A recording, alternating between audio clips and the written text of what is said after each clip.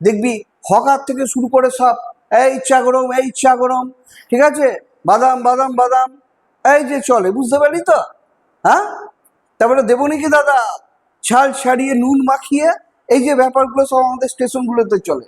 Deer students, welcome to our চলপুরি channel. তা আমি তোদের যেটা আজকে পড়াবো সেটা হচ্ছে the night train at Deoli. এটা রাস্কিন বন্ডের লেখা, খুব সুন্দর টেক্সট এবং একটা রোম্যান্টিক রোম্যান্টিক ছোঁয়া এই টেক্সটের মধ্যে আছে। ভালো লাগবে, আমি এক্সপেক্ট করছি টেক্সটটা খুব ভালো লাগবে, কারণ ভালোবাসার যে প্রথম অনুভূতি, সেই প্রথম অনুভূতি ছোঁয়াটা আমরা এই টেক্সটের মধ্যে অলরেডি পেয়ে যাই। এবং সেখানে লেখকের মধ্যে একটা জিনিস কাজ করে গিয়েছিল, সেই রবীন্দ্রনাথ টেগোরের সেই কথাটা, যেতে নাহি দিব হয় তবু যেতে দিতে হয়, তবু চলে যায়। এই যে একটা যন্ত্রণাদায়ক একটা মুহূর্ত, এই জিনিসটা আমরা পেয়ে যাব এবং সেই সঙ্গে আমরা পাবো লাভ অ্যাট ফার্স্ট সাইট, প্রথম দেখাতেই ভালোবাসা। যাই হোক, আমরা টেক্সটটা তাহলে শুরু করি। তোরা কেউ মেরা নাম জোকার মুভিটা দেখেছিস? এই মেরা নাম জোকার মুভিতে দেখা যাচ্ছে যে বাচ্চা ছেলেটা অভিনয় করেছিল, ঋষি কাপুর ছিলেন তখন, খুব ছোট টিনেজার ছিলেন তখন তিনি বাচ্চার ভূমিকায় অভিনয় করেছিলেন এবং একটা নামি দামি স্কুলে সে পড়াশোনা করত। এবং সেই ছোটবেলায় যখন সে পড়াশোনা করতো একটা নামি দামি স্কুলে, তখন তার মধ্যে একটা লাভ অ্যাফেয়ার, মানে ভালোবাসার একটা অনুভূতি চলে আসে, তাও আবার স্কুলের ম্যাডামের প্রতি। ঠিক আছে, এই যে জিনিসটা আমরা পাচ্ছি, কেন এই জিনিসটা হয় জানিস? তার কারণ একটাই, সেটা হচ্ছে এটা হচ্ছে একটা অনুভূতি, আর কিছু নয়। এমন লাভ এট ফার্স্ট সাইট একটা খুব ভয়ঙ্কর ফিলিংস। আমরা তাহলে এই টেক্সটটা শুরু করার আগে রাইটার সম্পর্কে দু একটা কথা না বললে তোরাই গালাগাল করবি, স্যার কিছু জানে না বোঝে না, বলে দিবি, তাই একটু বলেই দিই। দেখ, the night train at Deoli, এটা কিন্তু রাস্কিন বন্ডের লেখা। তিনি কিন্তু ব্রিটিশ ইন্ডিয়ান অরিজিন ছিলেন, ঠিক আছে, এবং ভারতবর্ষে তিনি দীর্ঘকাল ছিলেন এবং হিমালয়ের পাদদেশ অঞ্চলে তিনি বসবাস করতেন। তার জন্ম হয়েছিল হিমাচল প্রদেশে 1934 সালে। এই যে এই টেক্সটটা কিন্তু নেওয়া হয়েছে the night train at Deoli and other stories থেকে। তার প্রথম যে লিটারেরি ওয়ার্ক, সাহিত্যকর্ম, সেটা কি ছিল, যেখান থেকে তার যাত্রা শুরু, সেটা ছিল the room on the roof. কিন্তু সেটা লিখেছিলেন তিনি মাত্র 70 ইয়ার্স, 17 বছর বয়সে। তারপর তিনি একের পর এক অনেক গল্প লিখেছিলেন, অনেক শর্ট স্টোরি লিখেছিলেন, খুব সুন্দর সুন্দর শর্ট স্টোরি। সেই সকল গল্পগুলোর মধ্যে একটা হচ্ছে the woman on platform number 8, time stops at Shamli. এই স্যামলিটা হচ্ছে একটা প্ল্যাটফর্মের নাম, ব্যাস। আর কি, the tiger in the tunnel, ইত্যাদি ইত্যাদি। তিনি শিশু গল্পকার হিসেবে পরিচিত হলেও নানান ধরনের গল্প তিনি কিন্তু লিখেছিলেন। তার আগে একটা কথা বলি, তার এই গল্পটার মধ্যে আমরা দেখতে পাচ্ছি নাইট ট্রেন অ্যাট দেউলি। এই দেউলি কিন্তু অন্য কিছু নয়, এই দেউলি হচ্ছে একটা প্ল্যাটফর্মের নাম, ঠিক আছে।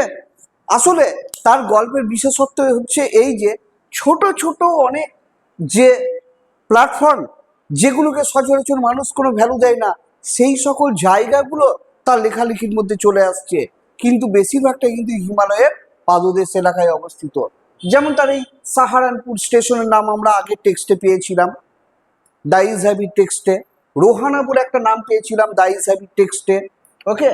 তারপর দেহরা, যেটা আমরা এই টেক্সটের মধ্যে পাবো।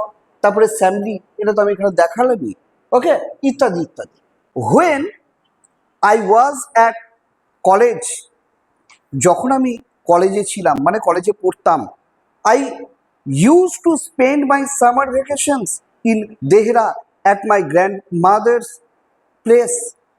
তখন আমি গ্রীষ্মকালটা কাটাতাম দেহরায় এসে, আমার দিদার বাড়িতে। I would leave the plains early in May, এবং মে মাসের শুরুতে আমি এই জায়গা ছেড়ে চলে যেতাম and return late in July, এবং জুলাইয়ের শেষের দিকে আবার ফিরে আসতাম। ঠিক আছে, তার মানে তিনি গ্রীষ্মকালটা এখানেই কাটিয়ে ফেলতেন। Deoli was a small station about 30 miles from Dehra. এই দেহেরা যেখানে তিনি দিদার সঙ্গে থাকতেন সেখান থেকে 30 মাইল দূরে দেউলি স্টেশনটা। It mark the beginning of the heavy jungles of the Indian Terai. Terai কথা মানে হচ্ছে তরাই অঞ্চল। তোরা জানিস তরাই বলতে বোঝানো হয় সাধারণত হিমালয়ের পাদদেশের যে গাছে পরিপূর্ণ যে এলাকা সেগুলোকে টেরাই বলা হয় বা তরাই ভূমি বলা হয়। ভারতের যে তরাই, সেই তরাই অঞ্চলটা শুরু হতো কিন্তু এই দেউলি স্টেশন থেকেই। তাহলে যেখানে দেউলি স্টেশন শেষ সেখান থেকে ভারতীয় তরাই অঞ্চলের শুরু। The train would reach Deoli at about 5 in the morning. ঠিক সকাল 5টার সময় দেউলি স্টেশনে এই ট্রেনটা এসে ঢুকত। When the station would be dimly lit with electric bulbs and oil lamps. আর তখন সেই স্টেশনের মধ্যে বৈদ্যুতিক বাল্ব এবং তেলের বাতি মিটমিট পিটপিট করে জ্বলত। And the jungle across the railway tracks would just be visible in the faint light of dawn. আর তখন ভোরের সেই হালকা আলোতে রেল লাইনের পাশে পাশে যে জঙ্গলগুলো রয়েছে সেই জঙ্গলগুলোকে সব দেখা যেত হালকা মিটমিটে আলোয়। Deoli had only lone platform. এই দেউলিটা ছিল একটা নিঃসঙ্গ প্ল্যাটফর্ম। কেন নিঃসঙ্গ প্ল্যাটফর্ম বলা হচ্ছে জানিস? কারণ আমাদের এই প্ল্যাটফর্মগুলো সব কিন্তু দেখবি ঘিঞ্জি, ঢোকা মাত্রই ট্রেন দেখবি হকার থেকে শুরু করে সব এই চা গরম, এই চা গরম, ঠিক আছে, বাদাম বাদাম বাদাম, এই যে চলে, বুঝতে পারলি তো? হ্যাঁ, তারপরে দেবো নাকি দাদা, ছাল ছাড়িয়ে নুন মাখিয়ে, এই যে ব্যাপারগুলো সব আমাদের স্টেশনগুলোতে চলে। And office for the station master and a waiting room. সেখানে ছিল স্টেশন মাস্টারের জন্য একটা অফিস এবং ওয়েটিং রুম ছিল সাধারণ মানুষের জন্য। The platform boasted a tea stall, a fruit vendor and a few stray dogs. Not much else because the train stopped there for only 10 minutes before rushing on into the forests. এই প্ল্যাটফর্মটা কি নিয়ে boost করতে জানিস? Boost কথার মানে হচ্ছে গর্ব ফিল করা। এই স্টেশনটা গর্ব ফিল করতো মাত্র কয়েকটা জিনিসকে নিয়ে। সেখানে একটা টি স্টল, চায়ের দোকান, একটা ফ্রুট ভেন্ডার, একজন ফল বিক্রেতা এবং কয়েকটা রাস্তার কুত্তা, এইগুলো ওখানে ঘোরাঘুরি করতো। আর কিচ্ছু ছিল না। নট মাচ এলস, সেখানে এর বেশি কিচ্ছু ছিল না। Because the train stopped there for only 10 minutes before rushing on into the forest. আসলে সেই ফরেস্টের মধ্য দিয়ে ট্রেনটা দ্রুত গতিতে ছুটে যাবার আগে এখানে একবার শ্বাস নেবার জন্য মাত্র 10 মিনিটের জন্য দাঁড়াতো। Why it stop at Deoli? আচ্ছা, এই দেউলিতে কেন ট্রেনটা দাঁড়ায়? আই ডোন্ট নো, আমি তো জানি না। নাথিং এভার হ্যাপেন দেয়ার, এমনকি বিশেষ কোনো ঘটনাও কোনোদিন এই স্টেশনকে ঘিরে ঘটেনি। Nobody got off the train and nobody got in, কেউ না উঠতো ট্রেনে, কেউ না নামতো ট্রেন থেকে। There were never any coolies on the platform. এই প্ল্যাটফর্মে কোনোদিন কোনো কুলিকেও দেখতে পাওয়া যায় না। But the train would halt there a full 10 minutes, কিন্তু পুরোপুরি 10 মিনিট ট্রেনটা এখানে দাঁড়ায়। And then a bell would sound, তারপর একটা ঘন্টা বেজে ওঠে।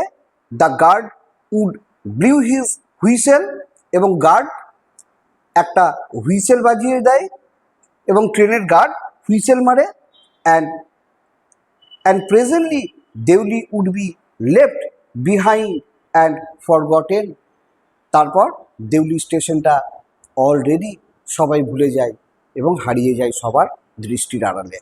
I use to wonder what happened in Deoli behind the station Waals.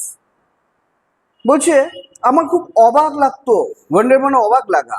What happened in Deoli behind the station walls, ওই স্টেশনের যে প্রাচীর, ওই প্রাচীরের ওপারে দেউলিতে কি হয়, মানে ওখানে কি আছে ওটা দেখা তার কিন্তু মনে খুব ইচ্ছে ছিল। I always felt sorry for the lonely little platform, এই ছোট্ট একাকী প্ল্যাটফর্মের জন্য আমার খুবই দুঃখ হতো। And for the place that nobody wanted to visit, আর এই ছোট্ট জায়গাটার জন্য খুব দুঃখ হতো, কারণ এখানে কোনো মানুষ কখনো আসা যাওয়া করতো না। I decided that one day I would get off the train at Deuli and spend the day there just to please the town. আমার মনে হলো একদিন আমি এই দেউলি স্টেশনে নেমেই যাব এবং সারাটা দিন এখানে কাটাবো। কাটানোর উদ্দেশ্য কি? উদ্দেশ্য আমার এন্টারটেনমেন্ট নয়, just to please the town, এই শহরকে আনন্দ দান করবো বলে। I was 18 visiting my grandmother, আমার বয়স তখন 18। আমি আমার দিদার বাড়ি যাচ্ছিলাম। And the night train stop at Deoli, আর সেই রাত্রের ট্রেনটা গিয়ে দাঁড়ালো দেউলি স্টেশনে। তার মানে লেখক কিন্তু, ন্যারেটার কিন্তু সারা রাত জার্নি করেছেন ট্রেনে, ভোরবেলায় ট্রেনটা ওখানে গিয়ে 5টার সময় দাঁড়িয়েছে। A girl came down the platform selling baskets, তখন একটা মেয়ে হাতে কিছু ঝুড়ি নিয়ে সে স্টেশনে ঝুড়ি বিক্রি করছিল। ইট ওয়াজ এ কোল্ড মর্নিং, আর এই দিনটা ছিল শীতের সকাল। And the girl had a shawl thrown across her shoulders, আর তার গায়ে একটা শাল জড়ানো ছিল। Her feet were bare and her clothes were old, তার পায়ে কোনো জুতো ছিল না, তার মানে খুব গরিব বোঝা যাচ্ছে, এবং তার পোশাকটাও ছিল যথেষ্ট পুরনো। But C was a young girl, কিন্তু সে ছিল খুবই অল্প বয়স্কা বা যুবতী একটা মেয়ে। Walking gracefully and with dignity, এবং সে প্রচণ্ড গ্রেসফুলি মানে হচ্ছে মার্জিতভাবে, এবং ডিগনিটি মানে সসম্ভ্রমে আত্মমর্যাদার সঙ্গে সে হেঁটে আসছিল। When she came to my window she stopped, আমার জানালার কাছে এসে মেয়েটা দাঁড়িয়ে গেল। She saw that I was looking at her intently, এবং মেয়েটা দেখলো আমি এক দৃষ্টিতে তার দিকে তাকিয়ে আছি। But at first she pretended, pretend মানে হচ্ছে ভান করা, নট টু নোটিস, কিন্তু সে এমনই ভান করলো যেন মনে হচ্ছে সে আমাকে দেখেইনি, যেটা মেয়েদের স্বাভাবিক অভ্যেস। তোর দিকে ঠিক এরকম করে থাকতে থাকতে এমনি করে আবার তাকিয়ে নিয়েছে, তাকিয়ে নিয়ে হাঁটছে, তুই মনে করবি আমাকে হয়তো দেখেইনি, কিন্তু ও কিন্তু এক ঝলকে যা দেখেছে তেমনি করে ওর দিকে তাকিয়ে থেকেও তুই যা দেখবি না ও এক ঝলকেই সব দেখে নেবে। সি হ্যাড এ পেল স্কিন, তার শরীরটা ছিল বিবর্ণ বা ফ্যাকাশে, set off by shiny black hair, কিন্তু তার মসৃণ কালো চুলের পরিপূরক ছিল সেটা। অ্যান্ড ডার্ক ট্রাভেল আইজ, এবং তার চোখ দুটো ছিল কালো এবং উদ্বেগপূর্ণ। And then those eyes searching and eloquent met mine, তার ওই চোখ দেখে আমি বুঝলাম সেই জন্য কিছু একটা সার্চ করছিল, মানে খুঁজছিল। কি খুঁজছিল? কাস্টমার খুঁজছিল। এবং সেই সঙ্গে তার চোখটা ছিল এলোকোয়েন্ট, ভাবে পরিপূর্ণ, গভীর এক ভাব তার চোখের মধ্যে রয়েছে। মেট মাইন, আর তার সেই চোখ গিয়ে পড়লো আমার চোখের উপর, তার মানে আমাদের দুজনের চোখ একেবারে সামনাসামনি হয়ে গেলাম, মানে চোখে চোখ পড়ে গেল। She stood by my window for some time, সে কিছুক্ষণ আমার জানালার সামনে দাঁড়িয়ে থাকলো। And neither of us said anything, কিন্তু আমরা কেউই কাউকে কোনো কথা বললাম না। But when she moved on, কিন্তু যখনই সে সামনের দিকে এগিয়ে গেল, I found myself leaving my seat and going to the carriage door, আর তখনই আমি আমার সিটটাকে ছেড়ে দিয়ে সেই ট্রেনের দরজার কাছে গিয়ে দাঁড়ালাম, যেটা সচরাচর তোরাও করিস। কোনো স্টেশনে গিয়ে ট্রেন হয়তো দাঁড়ালো, একটা ভালো মেয়েকে দেখলি, ব্যাস গেটের সামনে গিয়ে দাঁড়িয়ে গেলি। তোরাও করিস, ঝপাং করে নেমে পড়িস, এক পাকে এরকমভাবে ওকে ঘুরে নিলে, ঘুরে নিয়ে এসে আবার ট্রেনে উঠে বলবি। I found myself leaving my seat and going to the carriage door. তারপর আমি সিট ছেড়ে উঠে গেলাম সেই ট্রেনের দরজার কাছে। And stood waiting on the platform. তারপর প্ল্যাটফর্মে গিয়ে দাঁড়ালাম, লুকিং দ্য আদার ওয়ে, এবং তারপর অন্যদিকে তাকিয়ে রইলাম। I walk across to the tea stall. তারপর আমি পাশের চায়ের দোকানে গেলাম। A kettle was boiling over on a small fire. ছোট্ট আগুনের উপর একটা কেটলি বসানো ছিল আর সেখানে জল গরম হচ্ছিল। But the owner of the stall was busy. কিন্তু সেই চা দোকানের যে মালিক বা দোকানদার, সে প্রচণ্ড ব্যস্ত ছিল। Serving T somewhere on the train. আসলে দোকানে তখন কিন্তু চায়ের দোকানদার ছিল না, সে আসলে চায়ের কেটলি নিয়ে কম্পার্টমেন্টের মধ্যে চা বিলি করে করে বেড়াচ্ছিল, যেটা দেখবি বর্ধমান স্টেশন ইত্যাদি ইত্যাদিতে করে। The girl followed me behind the stall. এবার মেয়েটা আস্তে আস্তে এসে আমার পিছনে দাঁড়িয়ে গিয়েছে চায়ের দোকানে। Do you want to buy a basket, she asked. মেয়েটা বলল যে আপনার কি কোনো ঝুড়ির প্রয়োজন আছে? They are very strong, made of the finest cane. সবচেয়ে ভালো বেতের তৈরি ঝুড়ি এটা, এবং খুব শক্ত। No, I said. আমি বললাম না। I don't want a basket. আমার ঝুড়ির কোনো প্রয়োজন নেই। We stood looking at each other for what seemed a very long time. বলছে আমরা পরস্পর পরস্পরের দিকে চেয়ে রইলাম, যেন মনে হলো অনেকক্ষণ ধরে আমরা চেয়ে আছি। অ্যান্ড সি সেড, বলছে are you sure you don't want a basket? মেয়েটা বলছে আপনি নিশ্চিত আপনার কোনো ঝুড়ির সত্যিই প্রয়োজন নেই? All right, give me one, I said. আমি বললাম ঠিক আছে, তাহলে একটা দাও। And I took the one on top and gave her A rupee. তারপর যে ঝুড়িগুলো ছিল তার উপর থেকে একটা ঝুড়ি আমি নিজেই তুলে নিলাম এবং তাকে 1 টাকা দিলাম।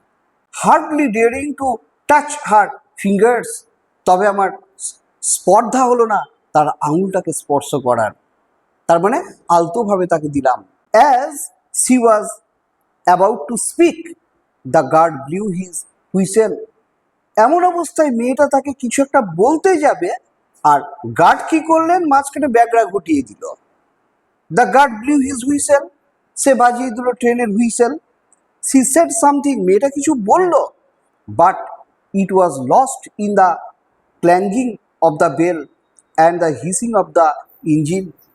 কিন্তু সেই ঘন্টার ঢং ঢং শব্দে এবং ইঞ্জিনের হিসিং শব্দে সেই মেয়েটার কথাটা শোনাই গেল না, যেন হারিয়ে গেল সব কথা। I had to run back to my compartment. আমাকে দৌড়ে চলে আসতে হলো আমার কম্পার্টমেন্টে। The carriage shuddered and jolted forward. আমার ট্রেন একটু ঝাঁকুনি মারলো এবং তারপর সামনের দিকে তত্তর করে এগোতে শুরু করে দিল। I watched her as the platform slipped away. কিন্তু ট্রেনটা প্ল্যাটফর্মকে ছাড়িয়ে চলে গেলেও আমি কিন্তু তখনও পর্যন্ত তাকে লক্ষ্য করছি। C was alone on the platform and C did not move. মেয়েটাও কিন্তু চুপচাপ একা প্ল্যাটফর্মে দাঁড়িয়ে আছে, সেও কিন্তু নড়ে না, সেও কিন্তু আমার দিকে তাকিয়ে আছে। But C was looking at me and smiling. আমার দিকে তাকিয়ে সে হাসছে। I watched her until the signal box came in the way, and তার মানে যতক্ষণ পর্যন্ত সিগন্যাল বক্সটা আমাদের দুজনের মাঝখানে এসে না পড়লো, আমি ততক্ষণ তাকে এক দৃষ্টিতে দেখতেই থাকলাম। And then the jungle hit the station, but I could not still see her standing there alone. তারপর যখন জঙ্গলটা স্টেশনটাকে একেবারে ঘিরে ফেললো, তার মানে দূরে সরে গেল স্টেশনটা, তখন তাকে আমি আর দেখতে পেলাম না। I sat up awake for the rest of the journey. কিন্তু আমি বাকি যে ট্রেন জার্নিটুকু আমার, আমি কিন্তু ট্রেনে আর ঘুমোইনি, আমি জেগেই থাকলাম। I could not rid my mind of the picture of the girl's face and the dark, smoldering eyes. আর আমার মনে হতেই থাকলো মেয়েটার সেই মুখটা, মানে আমি চুপ করে বসে থাকলাম আর মনে মনে করতে থাকলাম মেয়েটার সেই মুখশ্রীটা, তার সেই কালো চোখ এবং স্মাউল্ডারিং আইজ এবং উজ্জ্বল কালো চোখ, তার সেই মুখশ্রী এবং উজ্জ্বল কালো চোখ আমার মনের মধ্যে ভেসেই উঠল। But when I reached Dehra, the incident became blurred and distant. কিন্তু যখন আমি দেহরায় গিয়ে নামলাম, তারপর গোটা বিষয়টা আমার কাছে ব্লার্ড হয়ে গেল, মানে অস্পষ্ট হয়ে গেল এবং ডিস্ট্যান্ট, আস্তে আস্তে দূরে সরে গেল। কেন? Out of sight, out of mind. যা দৃষ্টির অগোচর তা মনের অগোচর। For there were often things to occupy my mind. কারণ তখন আমার মনকে ঘিরে তখন অনেক কিছু ঘটছে। তার মানে ওখানে নামার পর অনেক পরিচিত মানুষজন, তাদের সঙ্গে কথাবার্তা ইত্যাদি ইত্যাদি হবার জন্য আমি অলরেডি মেয়েটার কথা ভুলেও গেলাম। It was only when I was making the return journey 2 months later that I remember the girl. কিন্তু যখন 2 মাস পর আবার আমি ফিরে আসছি, তখন আমার মেয়েটার কথা আবার মনে পড়ে গেল। I was looking out for her as the train drew into the station. কিন্তু ট্রেনটা যখন স্টেশনের মধ্যে পৌঁছলো, তখন আবার তার কথা আমার মনে পড়ে গেল। And I felt an unexpected thrill. এবং আমার মধ্যে একটা শিহরণ জেগে উঠল when I saw her waking up the platform. যখন তাকে আমি দেখলাম প্ল্যাটফর্মের দিকে আবার এগিয়ে আসছে। I sprang of the ফুটবোর্ড and wave to her. তারপর আমি পাদানি থেকে লাফিয়ে নিচে নামলাম এবং মেয়েটাকে আমি এরকম করে হাত দেখাতে শুরু করে দিলাম। When she saw me she smile. কিন্তু সে যখন আমাকে দেখলো, সেও হেসে ফেললো। She was pleased that I remembered her. সে খুশি হলো এই কথা ভেবে যে আমি তাকে মনে রেখেছি। I was pleased that she remembered me. আর আমি খুশি হলাম এই জন্য যে সে আমাকে মনে রেখেছে। We were both pleased. আমরা দুজনেই খুশি হলাম। And it was almost like a meeting of old friends. ঠিক যেন মনে হলো দুটো পুরনো বন্ধু বান্ধবীর মধ্যে দেখা হলো। কিন্তু মাত্র 2-1টা কথা হয়েছে, তাও সেই ঝুড়িকে কেন্দ্র করে। তার মধ্যে যেন কোথায় মনে হচ্ছে তার একটা পুরনো বন্ধু বান্ধবী। তাহলে আমরা এইখানেই এই টেক্সটটাকে আজকে শেষ করছি। পার্ট 2-এ আমি বাকি অংশটা আবার আমি দিয়ে দেবো। ওকে, বেশ, গড ব্লেস ইউ।